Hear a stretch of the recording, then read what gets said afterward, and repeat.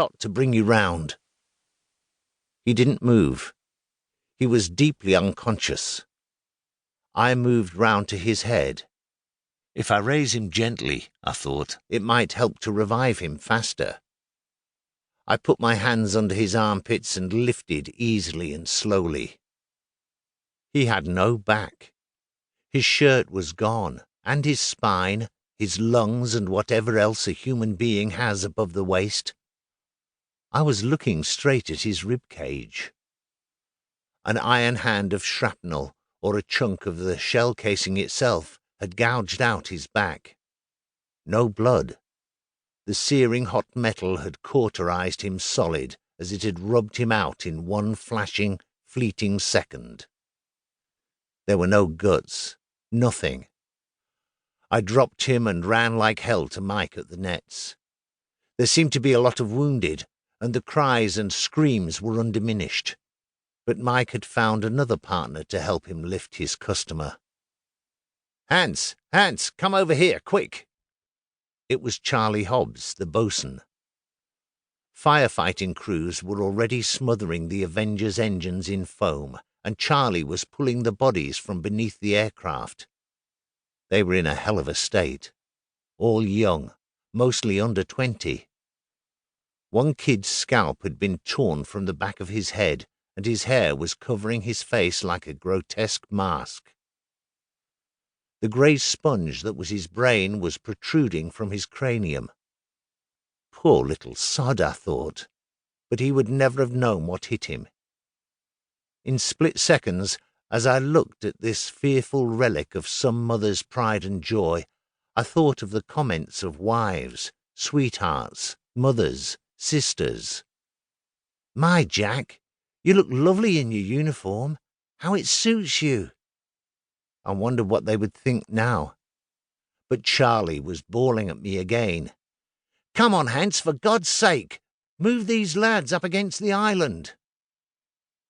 I caught up the legs of one body and pulled it, slowly and tenderly, to the high grey wall of the island. I just felt sad, oddly enough. Not sick, just unbelievably sad. "Oh, for Christ's sake, Norman!" My Sunday name now. "Get a bloody jerk on, son. Those bastards will be back any minute."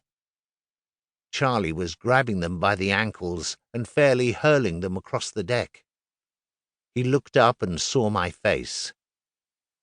"Don't let it worry you, Hans," he said, surprisingly gently and softly, despite the rumpus that seemed to fill the deck. "They can't feel anything, you know. You can't hurt them any more." What a great man you are, Charlie, I thought. Somewhere along the years you will tell them that you were the bosun of Illustrious, and some smooth bastard who knew the sea only from kicking pebbles into it from South Sea Beach will say, "So what?" No one but your shipmates will ever know what a sterling character you really are. That evening, Charlie was sewing those mangled kids into tarpaulin sheets.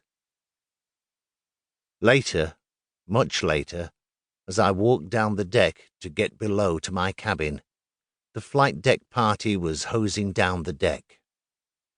The foam, like some filthy detergent polluting a river, was tumbling reluctantly towards the round down.